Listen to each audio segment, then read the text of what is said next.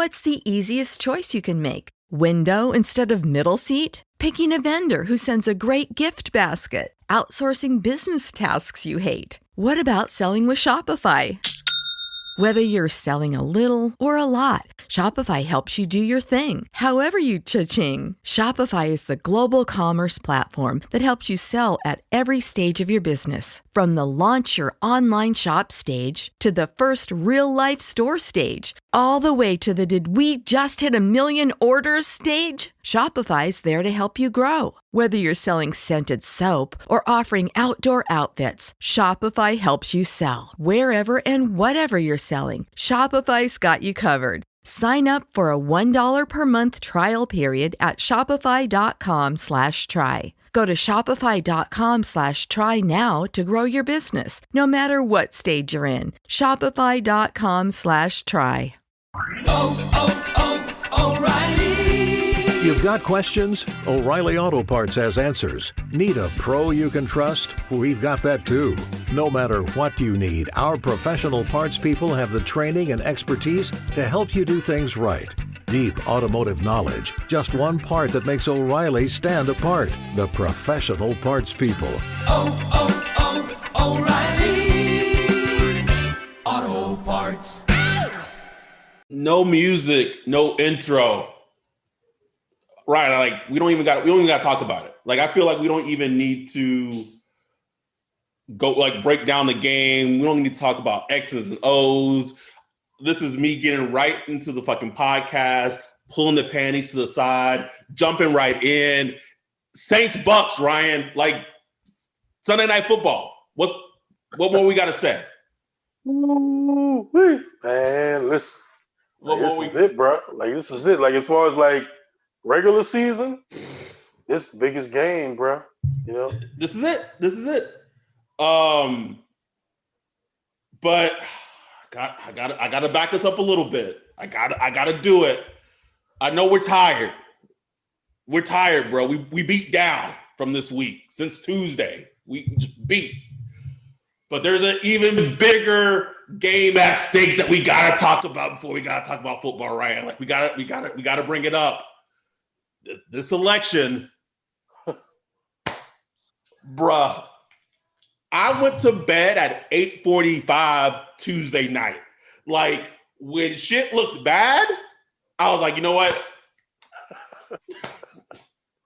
I ain't dealing with this again. Like I'm not gonna watch it unfold again. No. And then I woke up on Wednesday morning and shit had got twisted a little bit. Yeah. And I was like, what did I miss? So obviously if you're listening to this podcast, you're probably going to be listening to it either tonight or Friday morning, what have you. You know where the election stands. Like, I just want to know, like, what are your thoughts on this election that's lasted this long? And I get why it's lasted this long because of COVID, Melon. I get it. But just this year, this election, everything has just been, oh my goodness. It's like nothing easy. Like, you know what I'm saying? Everything is like a Saints versus Panthers game. You know what I'm saying? It's just like easy, bro. Like shit. Like we just can't just know what happened on the night of the election. We just can't. Huh? We just can't. Can't do it. Like I just wanted to see like I knew about the ballots, the mail-in ballots and all that stuff. But I was just like, can we at least just have a good sense? No. Like it first started, I was like, damn, Biden doing pretty good. Then it was like, oh, Trump coming back. Then I went to sleep at like 12 o'clock. Woke up next day. I was like, whoa, Biden, like, damn. I'm making moves, but then it's like Trump, he's still coming. And then, Trump going on a tweet storm. And it's like, damn, bro, like this shit crazy. Like, I've never seen it like this. I mean, even in 2000, Florida was crazy. It was crazy, but it was Florida. But this is like multiple states. And this is like, high stakes here, man. Like, so. State. And you still don't know. Like, it looks positive for Biden, but you don't know what can happen. You don't know. You don't, bro. Like that's the scary part about it. Like I want to be excited and start, turning up like a little bit, but like part of me just has that like, oh, I don't know. Man. Thank God for Twitter though, bro. Thank God for Twitter, because man, I've been laughing my ass off, bro, all week. Joke out. Joke out. Politics Twitter is shining right now, bro. Been, Man,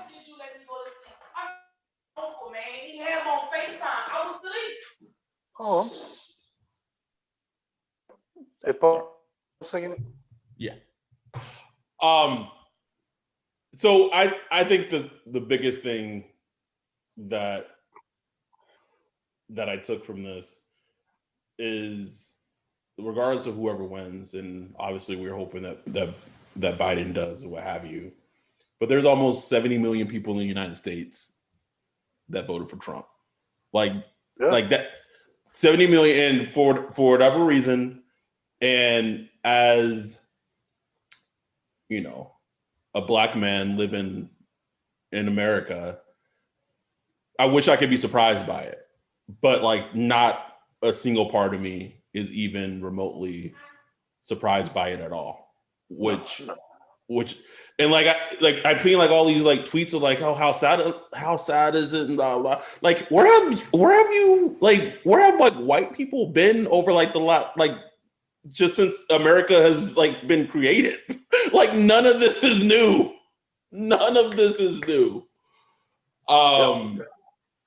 more votes than he got in 2016. Crazy. Anyway, we're not more black male votes, more Latino votes, more white women votes. So I don't know. Take it how you want it. 70 million, bro. 70 million, close to 70 million. All right, okay, let's get into it. Brady, Breeze, Bucks defense, a healthy Saints offense. Tampa Bay on offense, clicking. Not the same Tampa Bay we saw week 1. Got AB. We don't know how many snaps he's gonna play. Don't know if Chris Godwin's gonna play.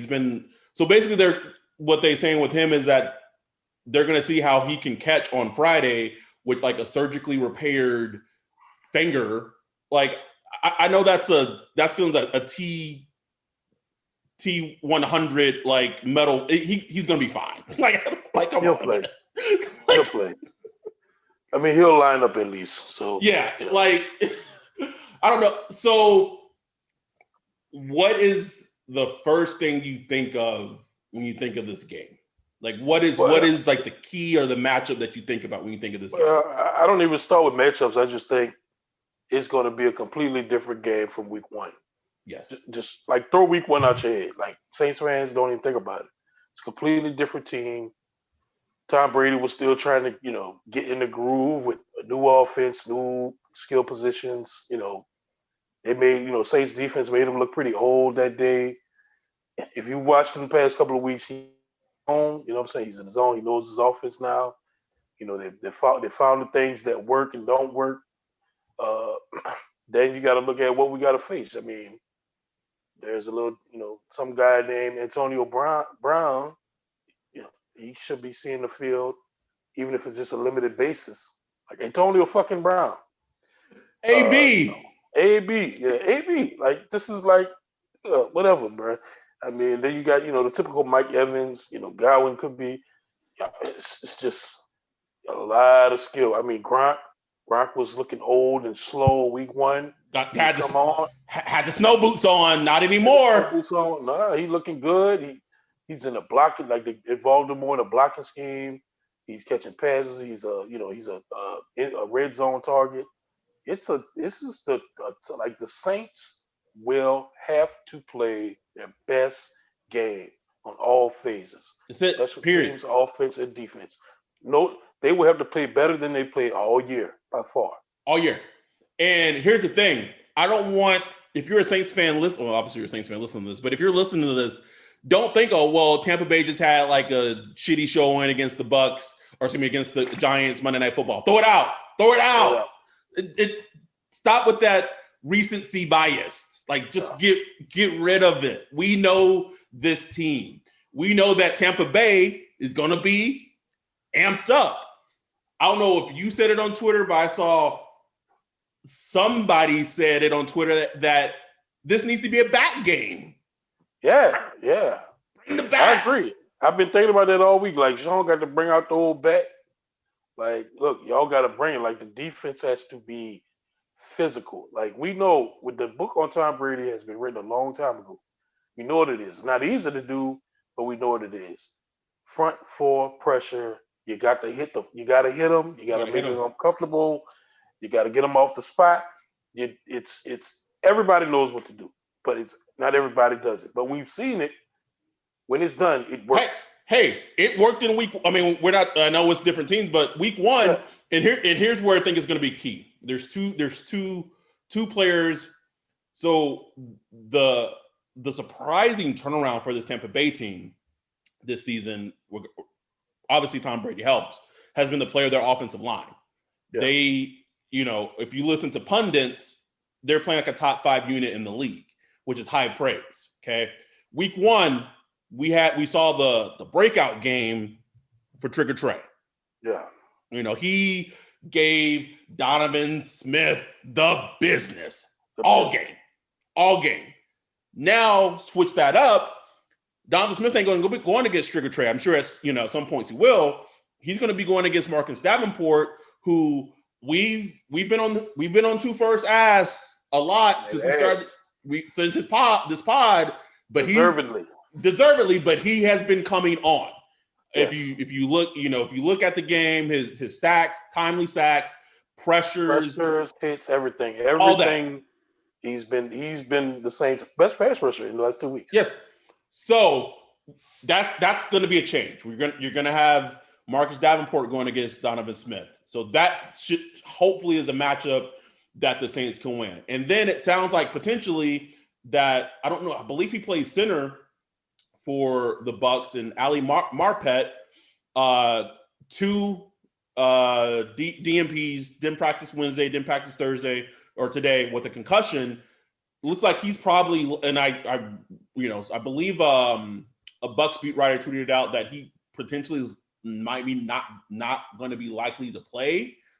So that means the interior, we know Sheldon Rankins is going to be out with the injury that he got, but that means the interior of David Onyemata, Shy Tuttle, Roach, whoever's in the inside, they got to bring that pressure because that's what throws Tom Brady's off his game, and that's how they're going to win. Because if he gets time in that pocket, throwing to Gronk, AB, Mike Evans, whoever the plethora of weapons he has, it's going to be a long day for the Saints secondary. Long day, man. And speaking of the Saints secondary, bro, like if there's a time for them to just get their shit together, this is it, man. Because Tom Brady, he is going to every little weakness he's going to exploit, every single one. And the funny thing is, you like besides of course the one fucking game that you and I go to. Every time Marshawn's been lined up against Mike Evans, he's pretty much dominated him, except the one time we saw them in person, week 1 against the Bucs a couple of years ago. So like that matchup doesn't scare me per se, but all the other, and here the crazy thing is, in week 1, Chris Godwin was healthy. Janoris Jenkins played a pretty great game against Chris Godwin for the most part. But we talked about it on the last episode. We don't know how AB is going to be lined up. And that terrifies me, Ryan, because if he's in the slot and Chauncey Deuce. Oh, bro. I don't like it.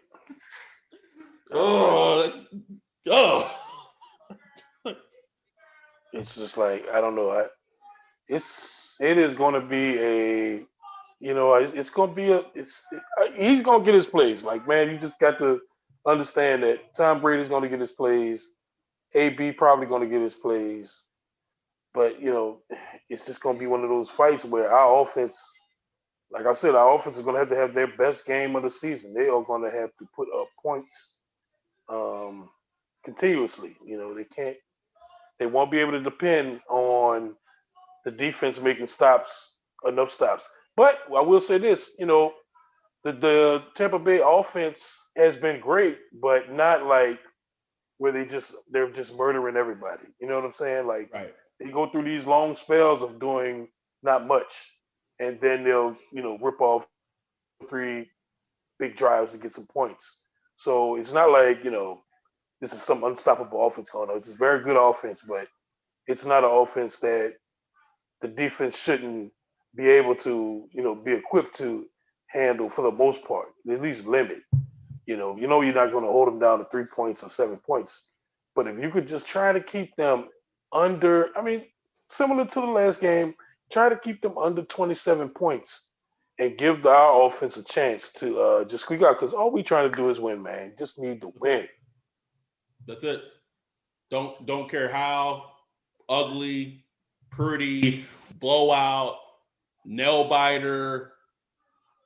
It is, I'm interested to see. They did a really good job against Kamara, and I know Kamara had 2 touchdowns in week 1, but they did a real good job. Fantastic Just job. tracking him. Like they had an entire plan against him. Like they knew that when he gets out into the flats and he got a blocker in front of him, they would take out that blocker immediately, and then let Devin White and all those guys rally up and take out Kamara. So they had the secondary involved, they had the linebackers involved. It was like high alert when Kamara, and they're going to need Kamara, so it's going to be a back and forth of trying to get Kamara the ball in certain situations where he could exploit them. And hopefully Sean Payton watched a lot, grinding the tape to see what kind of matchups he could find with Kamara. But it's going to be tough sledding, bro. And the thing is, against that Tampa defense, there ain't many matchups that there aren't many teams where I say they match up with what AK can do. Right. But this is one of those teams. This is one of those teams where it's like and I don't know what. So how do you counteract that is the question. Now we're saying it's completely different Tampa Bay offense. I think conversely, it's a completely different Saints offense as well. Oh, yeah. Callaway was a full practice, full participant today in practice. We know that Emmanuel Sanders is going to be back, and how Emmanuel Sanders' connection was with Drew week 1 compared to now, completely different. Drew has trust in Callaway. And then maybe just maybe it seems like Michael Thomas is going to be back. And I know that Carlton Davis played really well against Mike Thomas in week 1. But I think, and if you remember hearing the Saints talk about kind of how the offense seemed sluggish in week 1, I believe they said they got more zone from Todd Bowles than they expected. They expected them to run more man. They played more zone, kind of threw the game plan off, what have you. So it's gonna be a fantastic chess match to see how Sean Payton is going to try to attack the Tampa Bay defense, because the places where Tampa Bay is not good defensively, which means they can get beat over the top. Yes, they can get beat deep. The Saints ain't the team. Yeah, no, exactly. So how do you counteract that is the question. It's gonna be hard, man. It's gonna be a lot of, and then you got we had talked about it. Drew Brees has he hadn't practiced this week. He's been limited, but he's been off to the side on his throwing shoulder. So it's like, I mean, it might be a check down Charlie, man, like a check down Charlie game where you just taking. Man, this is not the defense to have a check down. I know. Can't do it, bro. Like if you remember, the biggest pass play of the game of week 1 was that Taysom Hill, that trick play to Taysom Hill where he threw across Yes. to Kamara and he ran. So, like, I mean, hold on to your butts. Like, hopefully they can get something open. Jared Cook. I don't know, man. I think you said it. I think that's how, in terms of attacking them defensively, I think that's how the Saints will maybe be able to do it, is that if they employ Jared Cook and whoever plays a slot and just attack them intermediately, that's how they're going to have to attack that defense. It would be my guess. And you're talking about having Mike Thomas, Jared Cook, Alvin Kamara, and Sanders out there. That's the levels. That's the levels that Sean Payton's offense likes to play with, attacking the different levels of a defense. And so that's going to be major key, man. And it's all about Drew. Just hoping Drew is like on his game to the point where, I mean, what game was that recently? Like the Panthers, where he was just super accurate. We all going to be outdoors, won't be in the dome. It's going to be that sort of thick, Tampa, balmy atmosphere. Ugh. So, so it's if at most, I'm kind of hoping that the defense really just gets a fire under their ass in this game and really just brings it. Like, just have that defensive game we hadn't seen from the Saints defense yet this year, where it's just like, ooh, they flying around today. Like, that's passes, they're making interceptions, they, like, just bring it like they did. Like, going back to week one, I know I told you forget week one, but like going back to week one when you got a pick six, like they were flying around. They need that. And I know they're going to be up for it because it's Tom Brady. You know what I'm saying? Oh, they're going to be up. They're going to be up. They're going to be up.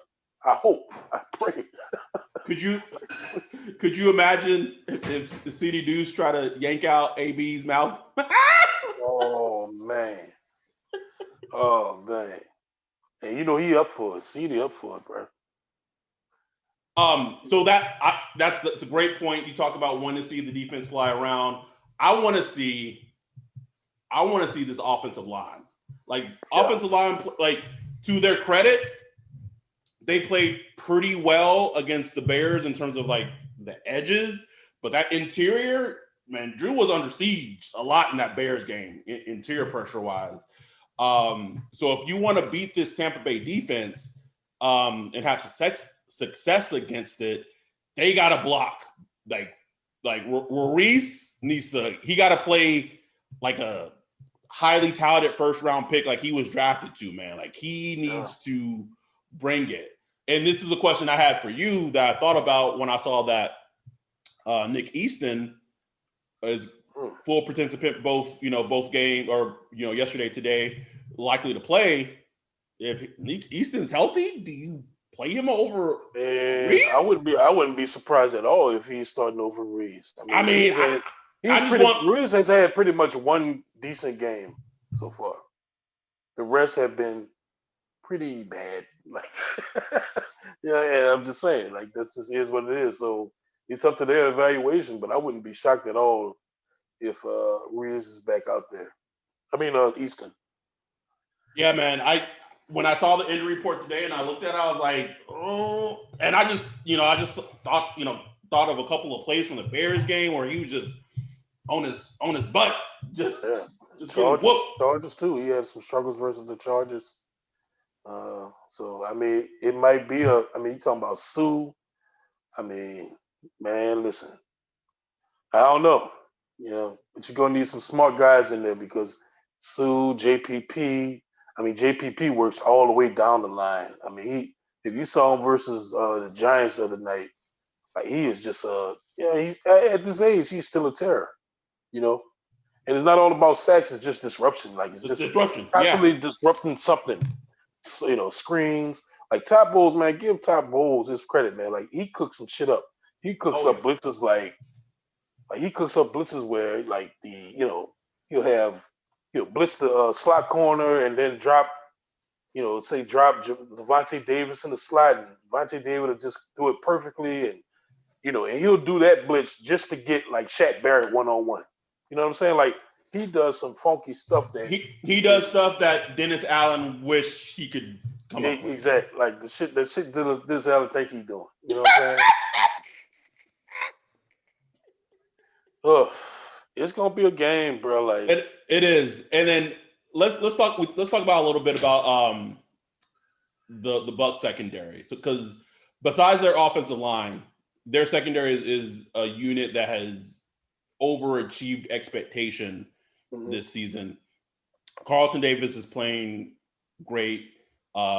Anton Winfield Jr., surprise, as a rookie, balling. Like if you watch him in Minnesota, none of this is a surprise. Yeah. The only player that seems to be kind of the weak link of that secondary is Jamal Dean. And shout out to Kevin Patra, getting our mentions earlier and saying like Jamal Dean, like his Achilles heel is a double move, which is great, So and as a Saints fan, you're like, oh shit, and you're like, oh, he bites on double moves. Like I remember when that used to be a thing back in the day. Like it was like you just rubbing your fucking hand, Birdman, baby. Big Meat's gonna kill you with the double move. Or Meach, Devery Henderson, like it was a wrap. Now, so now here I'm thinking, man, let's say you put Deontay out there, give him a little stutter and go, slant and go, whatever it is, and, and he's beat, and like the safety, had already cheated up. Breeze with his little arm hurt, don't get it there, bro. I don't know, bro. Breeze gonna be like, man, I'm about to throw this to Camara, man. Look. give me some run after the catch. and what's funny is during Chicago, he has, I think he had he had 28 in the flats. He had Taysom Hill going over the middle, and he launched that thing to Traquan on an out to the right side. To the right, bruh. I'm like, what are you doing? And that ball just kind of hung. And I was just like, ew, don't do that again, Drew. Yeah, he was like trying to scramble, and he was like rolling out to the right, and it was almost a pick. Almost a pick. It just was gross. It was gross, man. So I'm like, Drew, I know we want you to throw deep, but don't do just do what you do, bro. Just play within yourself. Play within yourself, man. Just play within yourself, bro. We gonna talk about you. It is what it is, but this is where we at. Is there any? I mean, as a fan, again, as anyone who listens to this podcast, we don't get emotionally attached, to games anymore. But man, Sunday's gonna be it's an exciting game. Like it's fun. Yeah. Like that's the game that like it makes football fun. And I gotta, this weekend I gotta go get my liquor, be set Sunday for our rapid post game pod. Like, man, Sunday night football. Oh, we ain't talking about the run game. Shit. Let's talk about it, man. I mean, shit, man. I mean, Ronald Jones, Leonard Fournette, I mean, they've been good, I mean, will we finally break the stupid, 100 yards? Saints don't allow 100 yards. No, because I would say they split carries too much. So no. Yeah, probably not. Yeah. And it's a good thing you bring that up because as good as Tom Brady is, it's crazy too because like the Bucs offense has been really good in stretches, but like it isn't dominant, but they're good when they need to be, if that makes any sense. Yeah. But besides the Bears game, which seemed kind of like a aberration, and a little bit and also against Dalvin Cook in the playoffs, the Saints, in terms of stopping the run, has, obviously everyone knows the story. Like they've been on top of it and what have you. Yeah. So if you want to beat Tom Brady, stopping the run on early downs and making it 3rd and 7, 3rd and 8, what have you, whatever it is, and forcing them to convert long-term third downs is going to be crucial. Yeah. Crucial, and hitting him in the process. Yes. Like, I don't know if Greg Williams got to come on a little, conference call. You know what I'm saying? Like, something. They got to hit him. Like, they got to hit him. If you even if it includes a cheap shot or two, man. Like, I'm not saying you should do that, but I'm just saying, like, kill the head, rest of the body. Like, I'm saying, play through the whistle. Like, and push make sure it's known. You got to hit him, man. That's the only way. This dude has been beat. Also, man, I know Cam's come alive over the last couple of weeks, especially towards the end of that Bears game. He had he really turned it on. But he's going against a rook, Wirfs again. Yeah. He had I think overall Wirfs probably had a better game against Cam in week 1. But at the end of the day, like, Wirfs is still a rookie, and he's playing well as a rookie. Cam's an all-pro. Like, just again, like you said, like, this is a game.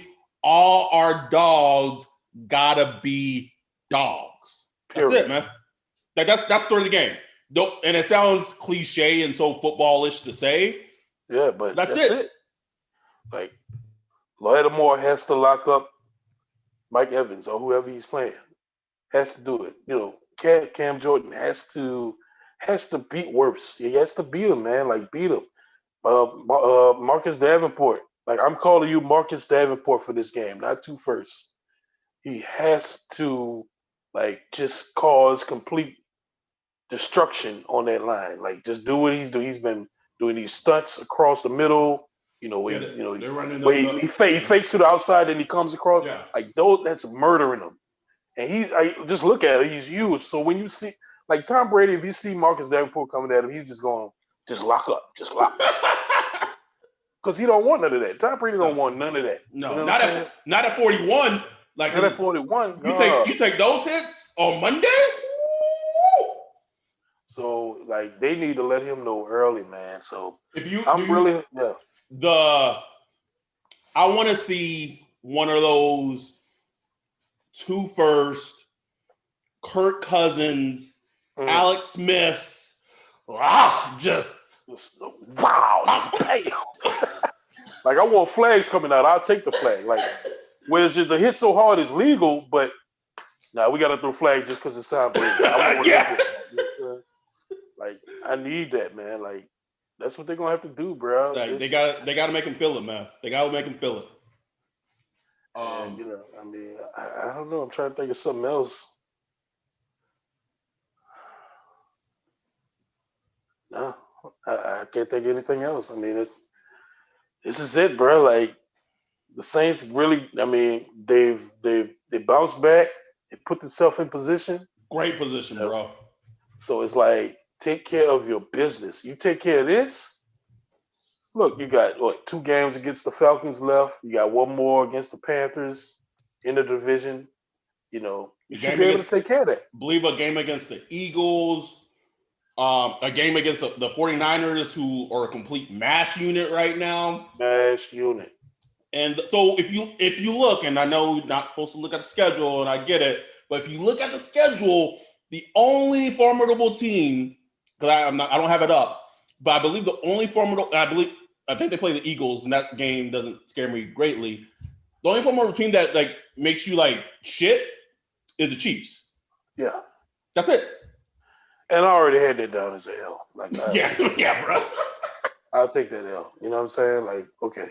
It'll probably be a very entertaining L. Yeah. But yeah, bro, we I'll take it. And other than that, I mean, what else you got? I mean, we know we play the Broncos. Completely forgot they play the Broncos. Yeah, you're right.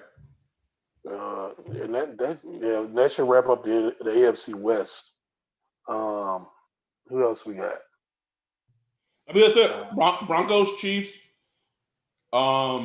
Eagles, I believe. Vikings at the end of the year. Yeah, yep, that's right. And that'll be tough. I mean, look, they're always a bad matchup for us. I don't care what what the record is or how they looking. Nope. Yeah, don't Zimmer compare it defense off. is going to be it's going to be a matchup problem. So, but this right here, This shit right here, nigga. take care of business. I just know that regardless of what happens in the game, we're gonna turn up on Sunday night. But if they win, yeah, buddy. Shit. But I mean, we hit on it all. Like what's already understood ain't got to be said. Like we already know what it is. We already know, man. Like this is it. It's the game. It's the game of the week. This is it. Man. Any other thoughts just around the league in general, what have you? No, man. I really been kind of checked out this week as far as what's going on in the league. I mean, we spoke on the Quan Alexander trade. Obviously, he won't play this week, but that's a positive addition. I hate the Packers, but they almost got Will Fuller. Like, what they were looking at trade for Will Fuller. Like, if I'm a Packers fan, I'm like, why would you not make that move? A second round pick was a little spicy. I get it, man. I look at it long term. Maybe just because I'm looking at like a second round pick, and he's a free agent anyway. Yeah. Like and he gonna be hurt. He gonna be hurt. He's not playing every game. So you basically a second round pick for 8 weeks. Yeah, man, that's tough. And I get it. Like they're in the upper echelon of the NFC. They can make a run, but like I understood it. Yeah. It would have been like I think it's drastically different if you make that trade and like you speak to like somehow like do the channels. You able to speak to his agent and say like, hey, if we trade for you, give up the second round pick. Like this is potentially like what we would want to sign you to a contract extension or whatever. Right. Like if that was agreed to or what have you, I was like, okay, because then, but a second round pick for an 8-week rental, right? Ooh, man, that's a lot. Yeah, that's a lot. And but the the whole compensatory pick kind of screws things up because Texas thinking like shit. We can keep him once he leaves. We get a third rounder for him anyway. But yeah, so. And here, the funny thing is, the Texans are just over. Just because Bill O'Brien fucked them up so badly, and they don't have a first round pick or a second round pick. They're both going to Miami. They're trying to over be protective and trying to get picks back. And I was like, y'all fucked up. Like that's on y'all. That shit on y'all. Man, how crazy is that though? That the Dolphins really might have a top 5 pick. As of right now, they're picking number 5, bro.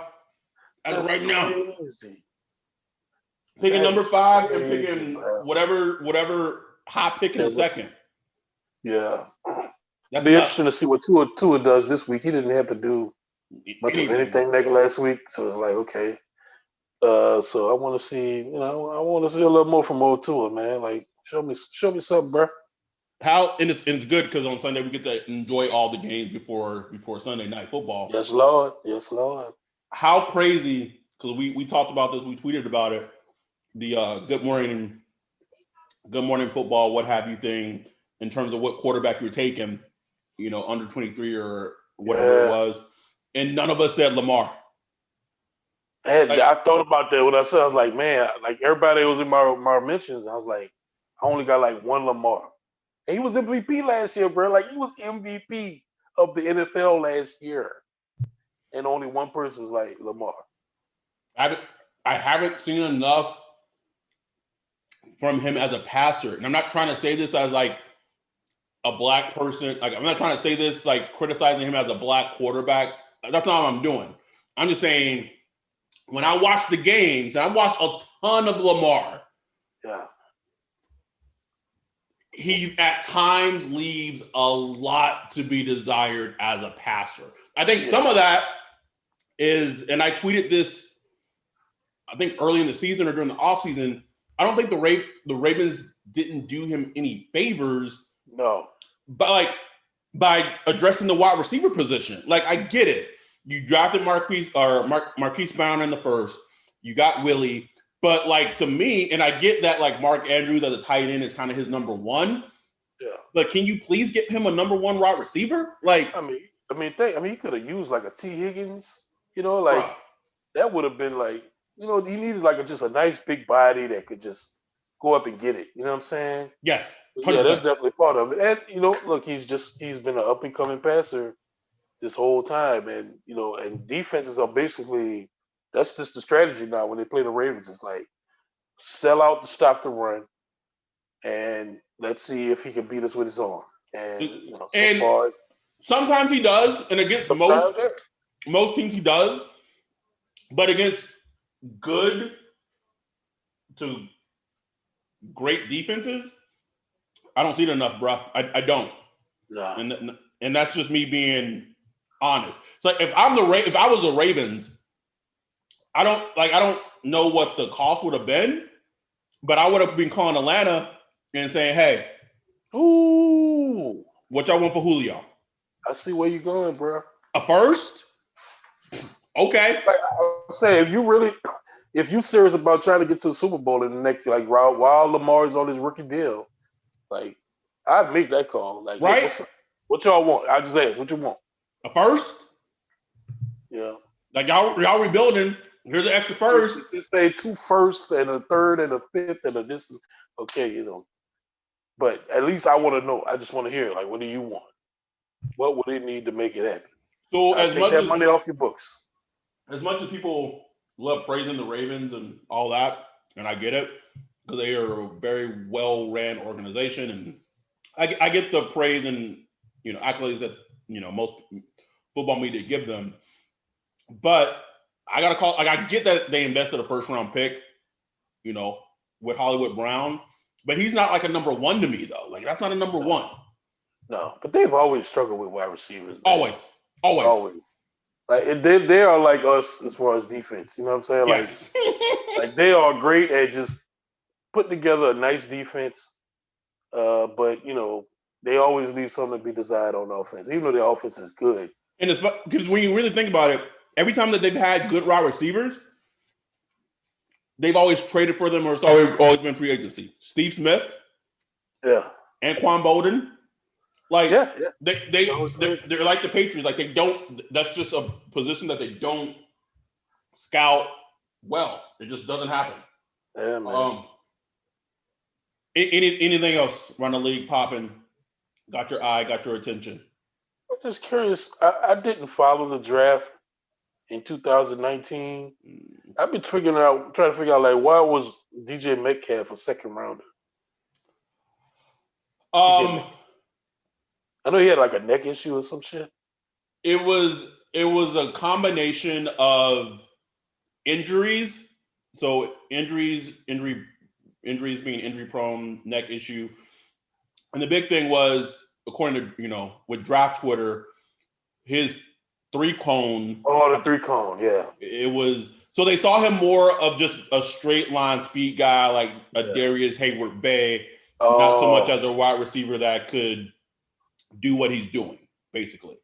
So that is what led to. And if you really think about it, Ole Miss literally had DK Metcalf and AJ Brown. AJ Brown, bro. Come on. Like, how in the hell? Come on. Like, that's crazy, bro. Who was their quarterback at that time? I don't even know. I don't either. No, that's insane. That is crazy, bro. I just was wondering that. I was just looking at him. I was looking at some plays by him. I was just like, man, how did this dude not go in the top 20 at least? But that's why. In case, I mean, AJ Brown wasn't a first rounder. He was a second rounder. Yeah, I know. And he was the number one in Ole Miss, right? He was like the main guy at Ole Miss. Yeah, after DK had left. Yes.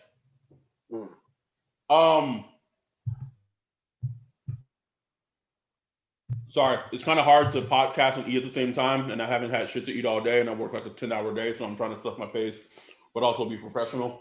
Gotta get one of them cheeseburger pizzas from Domino's, man. Them bitches slap. Oh, see, now I gotta try it.